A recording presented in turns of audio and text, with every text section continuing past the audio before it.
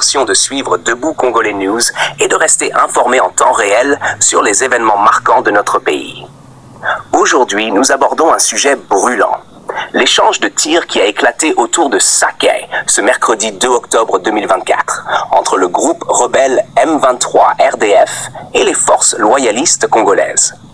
Contexte de l'attaque. Depuis les premières heures de la matinée, des affrontements violents ont éclaté autour de l'agglomération de Sake, située dans le groupement Kamuronza, en territoire de Masisi. Ces combats intenses marquent une escalade dans la région, déjà largement marquée par l'instabilité causée par la présence du M23. Les informations provenant du terrain indiquent que les tirs d'armes lourdes sont partis des hauteurs de Kihuli, une colline stratégique dominant la cité de Sake. Selon des sources locales, les rebelles du M23 RDF ont positionné leurs armes près des antennes de télécommunications, ce qui leur permet de dominer stratégiquement le secteur. Ce nouvel échange de tirs intervient après une série d'attaques menées par le M23 dans la région.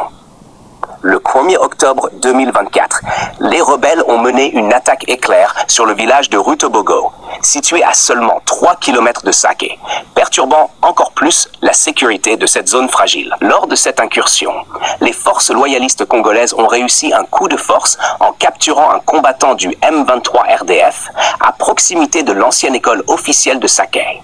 2 rebelles auraient également été tués lors de cette opération, selon les informations recueillies. Analyse de la situation sécuritaire. La situation dans le territoire de Masisi et plus largement dans la province du Nord Kivu est de plus en plus préoccupante. Les attaques répétées du M23, soutenues par le Rwanda, selon plusieurs rapports, visent à déstabiliser non seulement la région, mais aussi l'ensemble du pays. Le positionnement stratégique des rebelles sur les hauteurs de Kihuli leur donne un avantage tactique, leur permettant de contrôler les mouvements autour de Sake et de perturber les activités économiques et sociales locales. Cette attaque survient également dans un contexte de tensions internationales croissantes autour du rôle du Rwanda dans le soutien aux activités du M23. L'implication des forces de défense rwandaises, RDF, aux côtés du M23 dans les combats est une preuve supplémentaire de l'influence étrangère dans ce conflit. Ce soutien militaire met en évidence l'enjeu régional du conflit, où des forces extérieures tentent de redessiner les frontières et de contrôler les ressources naturelles de la République démocratique du Congo. Réponse des forces loyalistes. Malgré la supériorité tactique et logistique du M23, les forces loyalistes congolaises continuent de montrer une résilience admirable. L'arrestation d'un combattant M23 RDF près de Sake montre que les FARDC, Forces armées de la République démocratique du Congo, sont déterminés à sécuriser la région, même si les moyens à leur disposition restent limités face à la puissance de feu des rebelles et leur soutien externe. Toutefois, la capture de ce combattant peut avoir des implications importantes.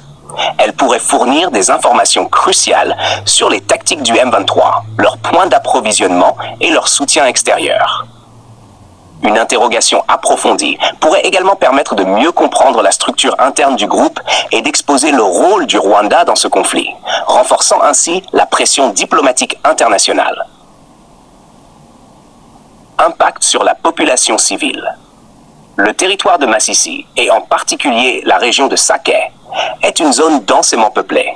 L'escalade des combats dans cette région menace directement la sécurité des civils, qui se retrouvent souvent pris entre deux feux. Déjà, des milliers de personnes ont été déplacées par les attaques du M23 dans d'autres zones de la province. La population civile souffre non seulement des violences directes, mais aussi du manque d'accès aux services de base tels que l'eau, les soins médicaux et l'éducation, car les infrastructures locales sont souvent les premières cibles des combats. Le positionnement des rebelles près des infrastructures de télécommunications de Kihuli montre également que le M23 cherche à isoler la région en coupant les communications. Cela complique encore davantage la tâche des forces loyalistes et des agences humanitaires qui essayent de répondre aux besoins urgents de la population. Perspective internationale. Sur le plan international, la communauté mondiale commence à prendre conscience de l'implication du Rwanda dans cette crise. La pression diplomatique exercée par des acteurs comme les Nations Unies, l'Union africaine et plusieurs pays occidentaux pourrait forcer le Rwanda à reconsidérer son soutien au M23.